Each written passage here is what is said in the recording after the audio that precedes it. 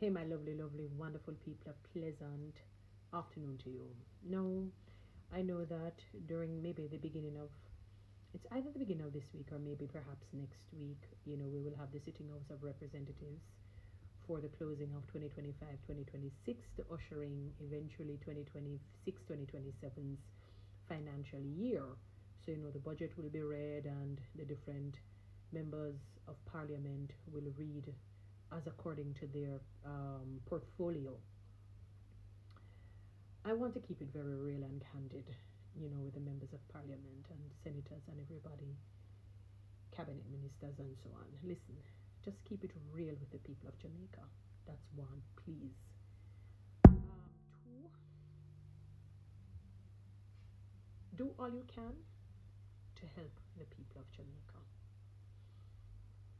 I was quite disheartened when I was speaking with another Caribbean nationalist,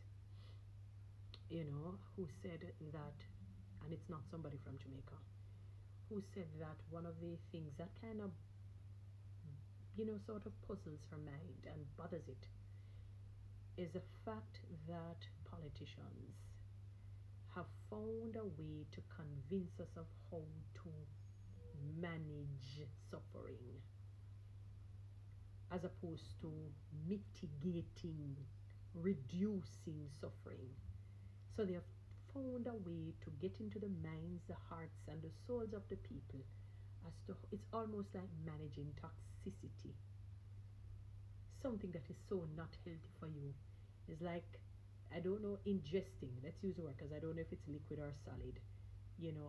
Gramazone, cyanide. I know rat poison is, you have different types, but you have the hard block looking thing. So it's like ingesting these things, you know, because you have no other choice but to ingest them, as opposed to them being taken away from you, so that you're not annihilated eventually. And one of the disturbing things, in a sense, politicians, that I don't think you get, and notwithstanding, I believe that you must give to Caesar what is due to Caesar. If you're hardworking and if you're for the people and you're helping people, so if you are climbing the ladder and you're pulling people to come on the ladder, then by all means you are allowed 100%, 200%, 300%, 400% increase, because you're not only giving yourselves increase, you're taking others along with you. You're stretching a helping hand, you're sticking out that baton. But when it's a case where you alone up on the ladder and nobody else there behind you, no sanky, no sing, so we no serve a God, we tolerate that. That is more than abuse. It's a flagrant disregard for humankind, in particular, essentially the people of Jamaica. It is a flagrant diss. A box, more than a box down of the body, not just a box in the face. Because like you, they're humans too, and like you, just as how you want to climb that ladder, what they call the corporate ladder in one way or another, that's healthy and wholesome, they too want to do it, because as far as I know, God is no respecter of persons. So when he was making you, he didn't say, I'm making you more important than her, or making that one more important than he or him.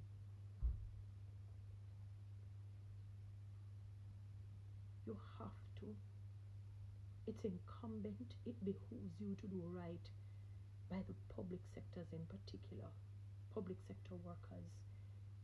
I know before I was a part of it, I used to hear people, the impression that people gave about them, you would think that these are airheads, that them dunce and them backward and them can't do them work and whatnot. And now that I'm in it, I realize that not necessarily so. Because you have the loafers too in the private sector. You have the loafers, or if you want to call it dunce and the backward and the tough and they can't do them work kind of people too in the private business or the private entities. You have them there too. I realize it's a deflation in the spirit. They feel deflated to know that there is a gulf between your salaries and ours. And it's not as though that you guys can turn water into wine, raise Lazarus from the dead, and fly like a bird. It is not as though you can do that. Where now we can begin to say, okay, You have now ventured into that supernatural, and we can't go there. So now you deserve that level of salary, while we just deserve the salary that not even a microscope or a magnifying glass can see. Not worse yet, a telescope cannot zoom in and see it. The way how it is little. You know, I was listening to the finance minister who said because of their fiscal discipline, something was fairly recently, they have money to really, basically to compensate the public sector workers. We're looking for that. But we won't want to know that the compensation means that just an additional $4,000, $5,000 at the end of the month. And we're not talking US dollars. We're not talking Canadian dollars. We're not talking pound sterling, not even Cayman dollars or Euro dollars, Jamaican dollars. Knowing that things are going to increase because gas has gone up. And once gas goes up, everything else naturally will follow suit. As politicians, you need to ask God to help you to develop a love and a heart for the people of Jamaica, because it won't come natural. It's not a natural desire. We were born in sin and shaped in iniquity. We're innately selfish. People are not. You have to. Because we're naturally selfish beings. People who are kind, they have to cultivate the spirit of kindness. It doesn't come naturally. And then it becomes now habitual and becomes a part of them. And then when compassion and mercy are a part of the mix, then it becomes easy for them to give to people. But if you don't ask God to help you with that, you will never do right by the people of Jamaica, because people feel it's something that just comes upon them. It doesn't. You have to ask God to help you to treat the people of Jamaica right, from the lowliest to the highest, or from the lowest to the greatest.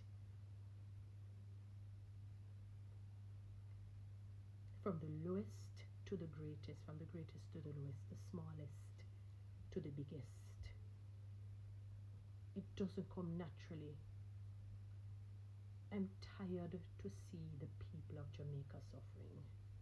When you think that things will improve and become better, they don't. And it cannot be me, myself, and I'm in my corner, so I'm good.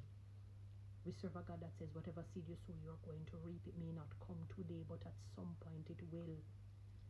And it spreads across to your own families. It doesn't just stay with you. That's why I'm careful of the things that I do and I say. You have to put plans in place not to exploit the people of Jamaica anymore, but to help them. We understand that based on different things will go up. Yes, I guess it's inevitable. I'm not an economist. I'm not a financial guru yet. Trying to learn the etymology and the rudiments of it, because it's important for every human being to. I wish I had known it years prior.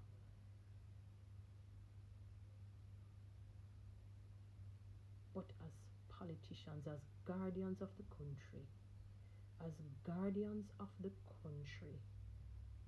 come to a place where you say, no man, I really time for we do right by the people, because we don't have it.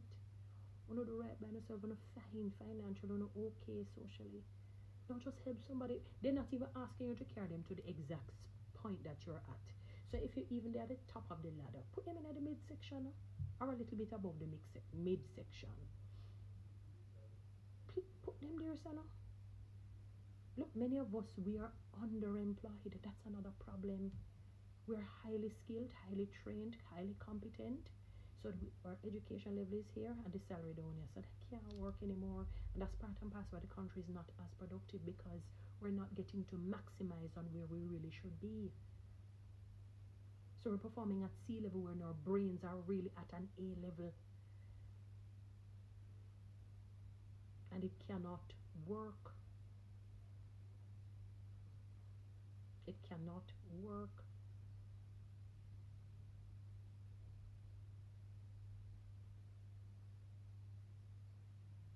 Have to come good politicians, please. No matter where the foolishness come this week or next week, whenever I start, do and pay the people of Jamaica better now. We don't want to take on the 4,005. Much more than that. Guys, you know what to do with TikTok and YouTube. Subscribe. Give me one of those lions. You can follow me on Instagram.